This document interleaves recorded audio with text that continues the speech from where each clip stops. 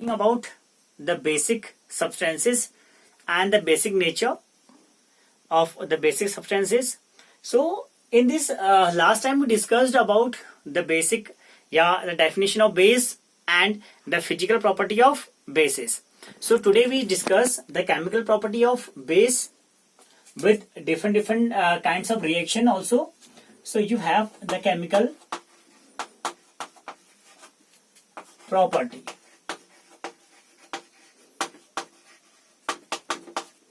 You have chemical properties. So first chemical properties we discuss a reaction with metal.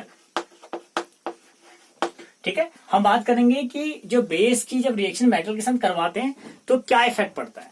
Suppose कोई base आपके पास है NaOH, we are taking NaOH, we all know that no need to write name. ठीक है, आप लोग लिखेंगे but here all know that the sodium hydroxide plus suppose you are reacting this with zinc Zn.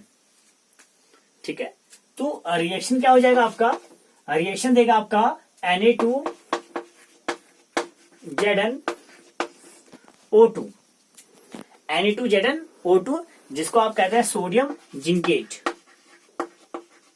Sodium zincate. ठीक है, ये आपका है सोडियम जिंकेट.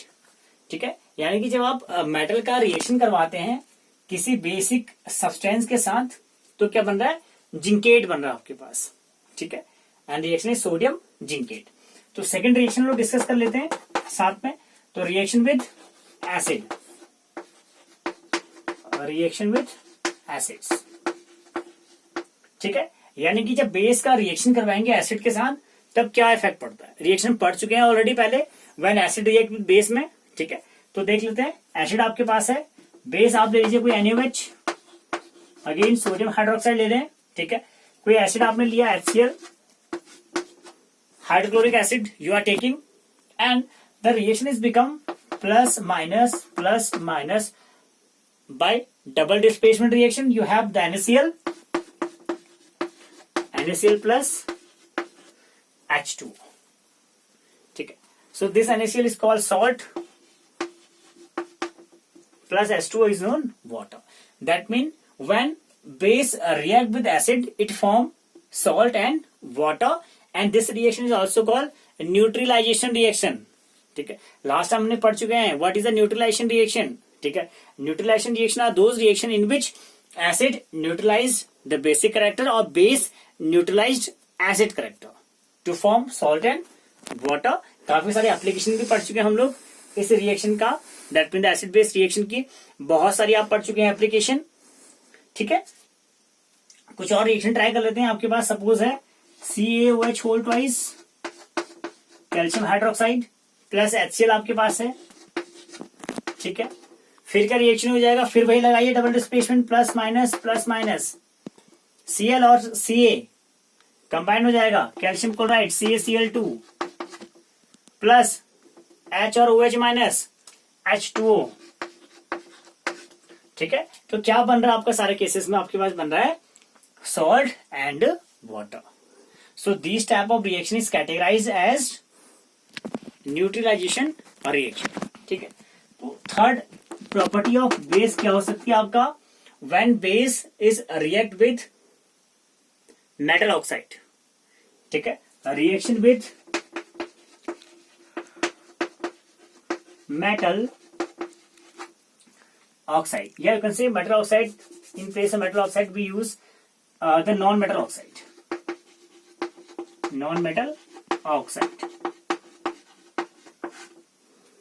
ठीक है, non metal oxide like you have suppose carbon non metal, तो carbon का non metal क्या हो सकता है CO2, कार्बन डाइऑक्साइड. ठीक है, is a non metal of this one. तो रिएक्शन लिख लेते हैं. बेस एक ही यूज कर रहे हैं हम लोग NaOH, तो NaOH प्लस आप ले रहे हैं CO2, तो रिएक्शन क्या हो जाएगा Na2CO3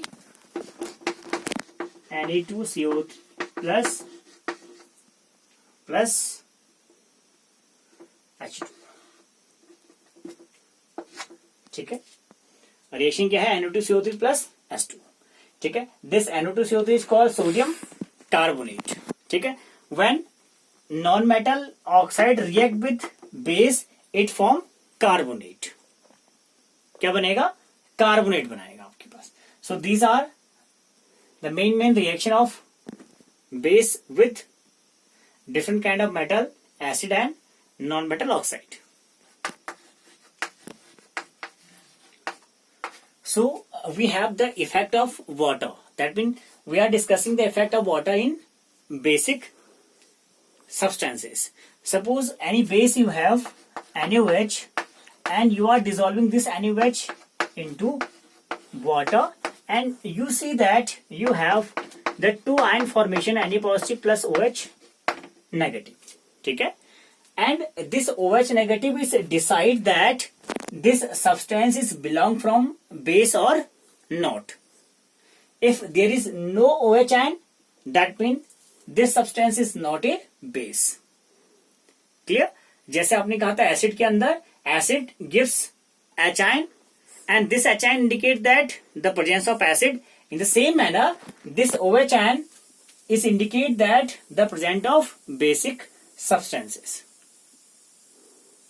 ठीक है, अब आपने कहा कोई बेस आपके पास है, आप वाटर डिसॉल्व कर रहे हैं तो क्या मिलेगा आपको? OH नेगेटिव मिलेगा।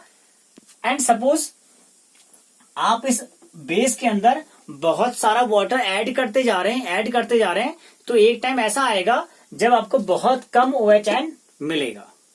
दैट मीन यू कैन से the concentrate of OH ion या the concentrate of hydroxide ion is lower, is decreases on adding water in it.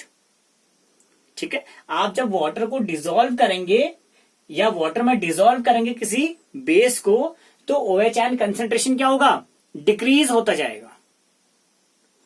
ठीक है, जैसे आपने कहा था एसिड को वाटर में डिसॉल्व करने पे H ion कंसेंट्रेशन डिक्रीज होता है। ठीक है, इन द सेम मैनर अगर आप बेस प्लस बेस आप कर रहे हैं, बेस प्लस बेस अगर आप करेंगे तो क्या होगा? OH ion कंसेंट्रेशन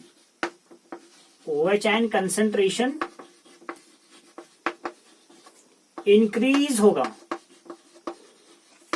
क्या होगा? इंक्रीज हो जाएगा। ठीक है, OH ion कंसेंट्रेशन क्या हो जाएगा? इंक्रीज हो जाएगा। और अगर आप बेस में वाटर को डिसॉल्व करते रहेंगे तो OH ion कंसेंट्रेशन क्या होगा? डिक्रीज हो जाएगा। क्या हो जाएगा? डिक्रीज हो जाएगा। ठीक है, बात समझ रहे? तो इसी के यहां पे हम लोग बात कर लेते हैं आज टू फिनोमिनास का। जो फर्स्ट फिनोमिना आपका होता है स्ट्रॉन्ग बेस और सेकंड क्या होगा?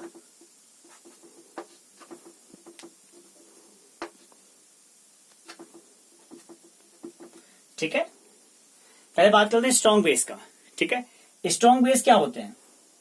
ठीक है, स्ट्रॉन्ग बेस क्या होंगे? स्ट्रॉन्ग बेस वो बेस होंगे जो वाटर में डिसॉल्व करने पे क्या होंगे? पूरी तरह आयनाइज हो जाएंगे। ठीक है, तो you can say complete ionisation. ठीक है, कंप्लीट आयोनाइजेशन का मीन्स क्या होगा कि जो आपका बेस होगा वो पूरी तरह अपने आयंस में ब्रेक हो जाएगा। ठीक है, यानी कि क्या देगा आपको? ज्यादा अमाउंट में OH आयन देगा। ठीक है, ज्यादा अमाउंट में क्या देगा? OH आयन देगा, तो उसे आप कहेंगे स्ट्रॉन्ग बेस। ठीक है, यानी कि अगर सपोज आपके पास कोई बेस था, बेस आपके पास था, आप इस बेस को वाटर में डिसॉल्व कर रहे हैं और ये बेस क्या हो गया? पूरी तरह अपने आयंस में टूट गया। ठीक है, क्या होगा? पूरी तरह अपने आयंस में टूट गया तो उसे आप कहेंगे strong base.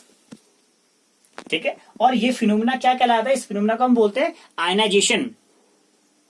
The changing into the ions form is called ionisation. ठीक है, and second things you have the weak base. Weak base क्या होंगे? Weak base are those bases which are not give complete ions on dissolving water. ठीक है, जो water में dissolve करने पे पूरी तरह अपने आयंस में ब्रेक नहीं होता है उसे आप कहते हैं वीक बेस। ठीक है, उसे आप क्या बोलोगे? वीक बेस बोल दोगे।